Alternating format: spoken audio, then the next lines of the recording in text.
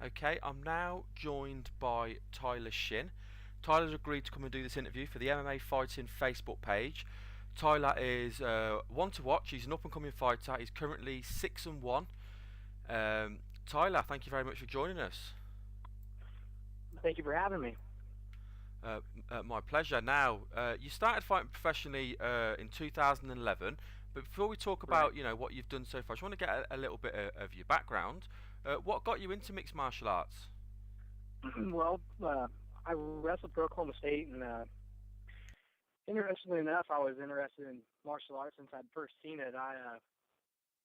Back to some of the earlier UFC days, probably not quite as early as like Hoist Gracie, UFC 1, but more like, when Chuck Liddell started to get big, like back in the early 2000s. I started watching it, and I was just, I'd been wrestling for all my whole life up to that point, and I was just like intrigued by the unique challenge, like, of just, it's like the ultimate challenge. It's the ultimate sport. You go out there not prepared, you risk, getting your ass kicked. I mean, it's so I mean, I like to work hard as it is, and I come in shape, and I'm pay my dues, and I just, when I pay the price, there's no better feeling than going out there and getting to show everyone how hard you worked and perform. And I just, that feeling right there makes it all worth it, and makes all the training and sacrifices worth it. I just get to go out and show people how all the work you do, that they don't see behind doors 99.9% of the time, There's certainly a and lot of work that be a goes. be a good role model for people, too, as well. Yeah, there's Like, you certainly a work lot of hard, you work. can achieve dreams. Yeah, there's certainly a lot of Yeah. work that goes in, and people don't always see that. Definitely. Now, wrestling has proved to be a fantastic base for mixed martial arts. How did you find the transition from pure wrestling to mixed martial arts? Well, I wrestled for Oklahoma State in college. I was actually freshman and a red shirt freshman and a red shirt when Johnny Hendricks was the guy that's fixing to fight, or just fought GSP for the welterweight championship. Fixing to fight Lawler in March in Dallas, for the UFC vacant UFC welterweight championship. But anyway, we're coming from a wrestling program like for where me and Johnny came from at OSU. We're real hard nosed wrestlers, like real, pretty aggressive, and it's all about winning for us and working hard. And I think the first thing I had to get used to was, wrestling is more about go, go, go, go. But in MMA, you can put yourself in a bad position by going too hard. It's about fighting smart, not just hard. So that was the hardest thing, is just to calm yourself down and knowing when to turn gears on and off. Because when jiu-jitsu comes into play, you got to know when to move and when not to move. So really, it was just that was the hardest thing from making a wrestler's pure wrestling transition to MMA, is just to pull the reins a little bit. Wrestlers are workhorses. We're strong athletes. We're real physically powerful, because wrestling's a very physically demanding sport. It's pressure versus pressure. It's not like jiu-jitsu where it's like water where you find the cracks. Wrestling's beat somebody down, wear them out, and that's just the way it goes with wrestling. So, but with MMA, you got to know when to pull back, because you can put yourself in a bad situation if you don't know that. So, and that's where jiu-jitsu comes to play, and striking. It kind of balances you out. But that's my best way to explain it.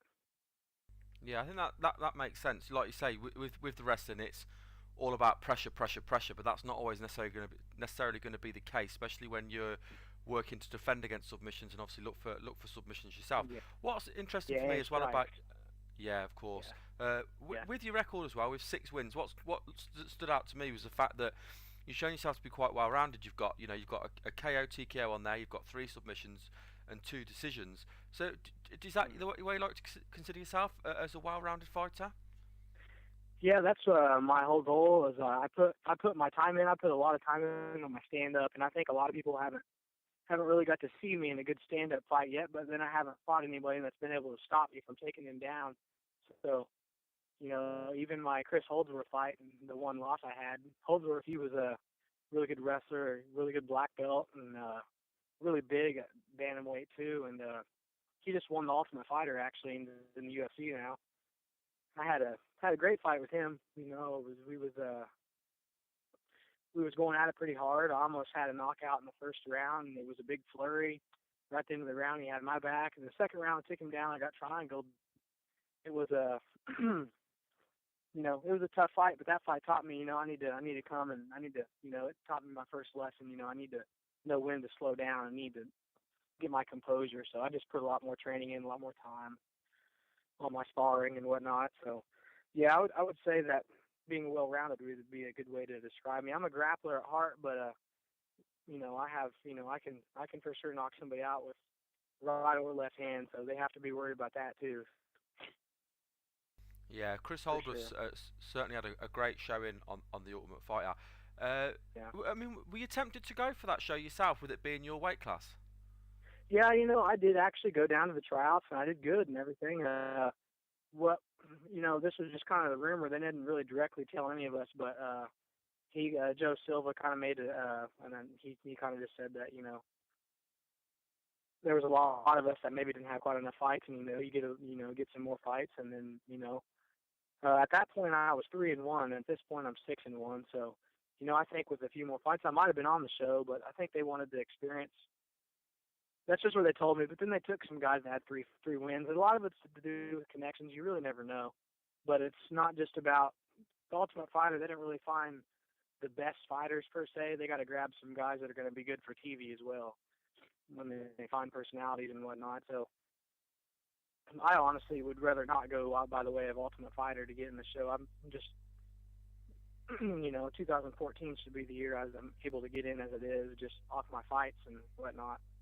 So One last thing then for you about the Ultimate Fighter, then, before we move on, because you do yeah. make some really good points there about, like you say, it's about how someone comes across on TV. But for you then, as a bantamweight fighter, watching that show, knowing that you applied for that show, and then you watch a couple of guys on the show who don't make weight, is that frustrating for you? Oh yeah, it's real frustrating. I know both those guys personally too, and not real well, but we fought on the same on the same show. I fought on the same show as Clay Bollinger before, and I know who Sharkbait is. I know his team up there in Missouri, and I trained with some guys he's trained with. Almost had a fight with him at one point, or I'm not even sure if he knows about it, but there was a matchmaker trying to match us at one point. But yeah, you don't say things like I'm gonna go. There's no way I'm not gonna make weight because I'm doing this for my wife and kids, and not make weight right on TV and make yourself look crazy, But yeah, that I don't know. I Yeah, that was frustrating to watch. You get it's such a that's a once in a lifetime opportunity, and to not make weight's pretty unprofessional. A professional fighter should make weight no matter what. Yeah, It's just like getting in your car and driving to work. It's just part of the process. If you can't get in your car and drive to work, you're not going to have your job. So yeah. No, I simple as that. absolutely agree. I know it's not an easy part, but it's a part that everybody knows about, especially if you've Yeah, been in the game for a while. Now, for sure. Yeah. you've had 3 fights this year, and they came between April and August. Has there been a reason why you haven't fought since August? It's kind of been one of those things. I had a fight I could have had in October, but I was injured. I hurt my back, and so that took me a couple months. I got my back to normal, and then really it's just kind of been hard to book a fight. It's my manager we had a hard time finding a fight for a couple months as well, and then we kind of waited on one. It's just been a real messy process lately. But finally, I finally have a fight set up for February 8th, and I just pray everything works out and goes through. I'd like to get a few fights in by summer. I would like to have 3 fights under my belt come summer. I wouldn't mind that. Really get on the roll, unless the UFC picks me up, and before that, which even then it'd still be good to get a fight with them. Before I want to find out more, of course, about this fight in February. But before we do, I just want to talk a little bit about your fight so far. Like we said, you're 6-1. Focusing on your six, then you've got six fights, 6 victories. Have you got a favourite out of those 6? A favorite victory? Yeah, favourite victory. Yeah, well, a couple of my wins were pretty good, but I think my favorite victory would be my last one against Laramie Schaefer, because Laramie was on a 9-fight win streak. He was another really good wrestler, and I'm a good wrestler too. So I was able to neutralize him with that. But he was a legit opponent, and he's beaten some, and he has a good record. He's beaten a lot of good guys. He hasn't beat a lot of punks. He's beat good fighters. So that was a real good victory for me, and I felt like I controlled that whole fight, and I had a pretty good performance for where I was at that point. Every time I come out, I'm trying to make sure I'm improving something. So every day in training, try to get a percentage of even if it's just 0.1%, just get better at something. So I'm just excited. It's been since August, and I'm just excited to get out there and show people where I'm at now, because I'm not even the same fighter now as I was in August with what I've been added and what I've been training and getting better at and whatnot. So, but I think my last one for sure. I had a victory over Cody Land in RFA. Cody Land's a tough fighter. He's pretty dynamic, and Holdsworth was a good fight. It wouldn't be my favorite though, because that's my one loss. Then they're pretty good. I'd say them two, Cody Land and Laramie Schaefer. Yeah, I was going to ask you about the Cody Lamb one, because a third round submission is quite unusual, especially that late on in the fight as well, and a north-south choke as well. It's not very often you see the north-south choke utilised, especially. Did he tap or did he go out? Well, he tapped. It was just I think what got him was in the second round I got a body triangle on him, and I held it pretty tight most of the whole round, and he was pretty deprived of air. And then when the third round came, and I was also fighting for a choke most of that round and striking at the same time. So I think when the third round came, he was just pretty spent, and by the time he kind of got down to the ground, he wasn't trying to get back up. He was exhausted. And when I passed his guard, he just kind of was lazy with his arm, and so I just tucked it and went for the north-south, and he didn't defend it, and he just tapped. So I think all the pressure I put on him through the whole fight just kind of wore him out. So it gave me the chance to get the third round submission. I came to the fight in good shape, and so that I was able to capitalize when the window was there.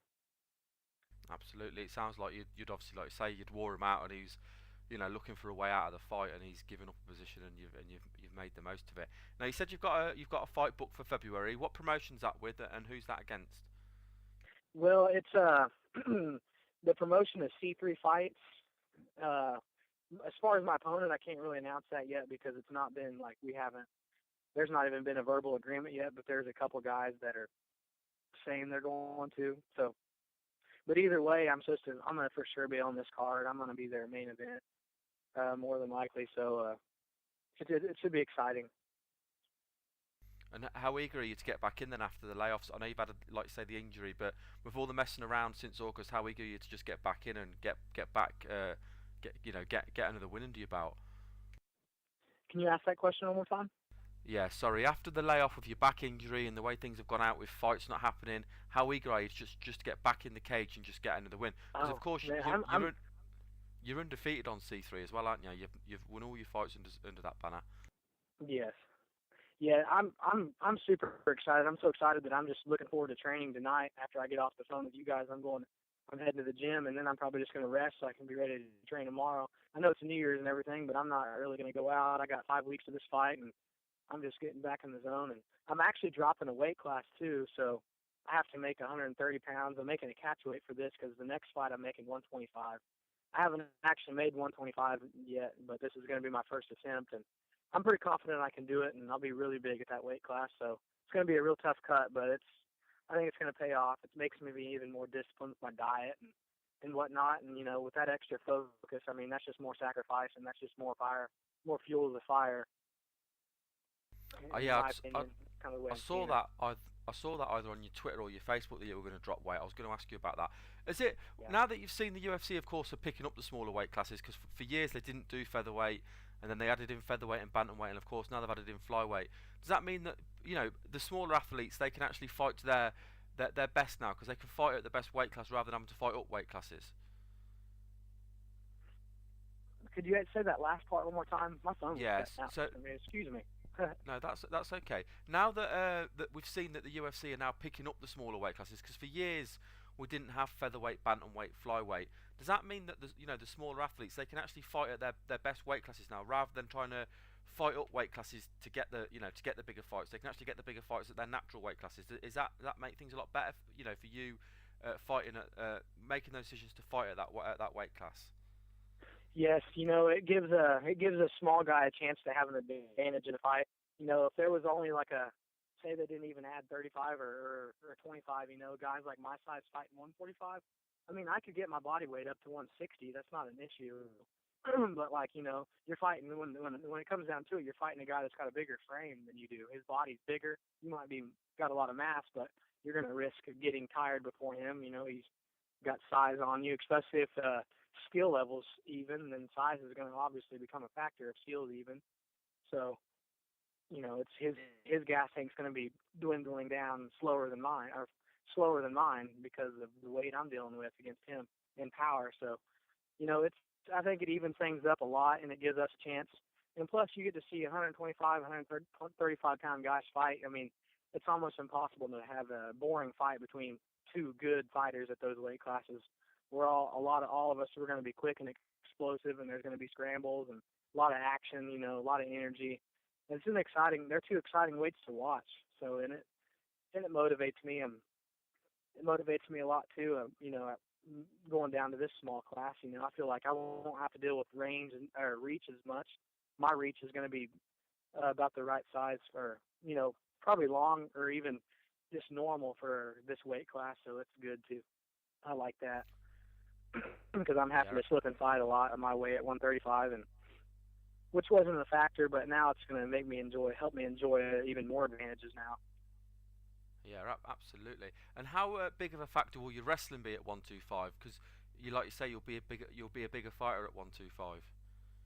Yeah, it's going to be really bad for people when I get to take down, and my jiu-jitsu is a really good too. I got a purple belt. And I got my purple belt actually this past August too, under the Jean-Jacques Machado lineage, and been working really hard at all that stuff too. When I get people down, and with my guard passing game, it's in my weight and my size, I was wearing guys out at 135, so 125, I don't think they'll want to be on the ground very long,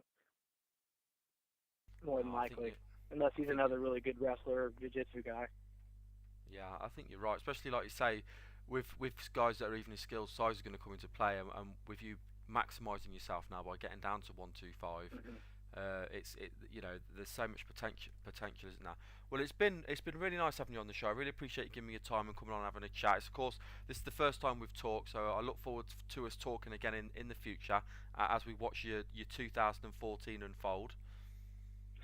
Yeah, man, thanks for having me on your show. I really appreciate it. I'm looking forward to 2014. I think it's going to be my breakthrough year. I've been working hard for about 3.5 years at this now, and been training even longer than that. I've been training my whole life, it seems like, so I'm just excited for things to pay off, and thanks for having me, but I appreciate it. My pleasure. Now, I know with all fighters, there's always a great team around you. There's a lot of people that are helping you get ready, that are supporting you. So who are some of the people you'd like to shout out? Friends, family, sponsors? Yeah. And also, if you want to let people know about your Facebook and your Twitter as well. Yeah, my Twitter account's at Shindig00. It's SHINNDIG 00. My Facebook is Tyler. Just look up Tyler Shinn. I have a fan page too. It's Shinn with SHINN. There's 2 N's on it. I'd like to give a shout out to my gym, Elite Combat Systems here in Stillwater, Team Takedown in Dallas, Texas. Mark Lehman and those guys, they're always have their doors open to help me. I have my buddy Kyle Griffin out in Las Vegas, and we get to go train with Robert Drysdale out there, and Extreme Couture and Syndicate. I have a lot of support, and honestly, you're right. I can't do it without all this help. It would be impossible. Well, we really appreciate you. We really appreciate your time, and we look forward to seeing what happens for Tyler Shinn in 2014. Yep, I'm excited, man. Thank you.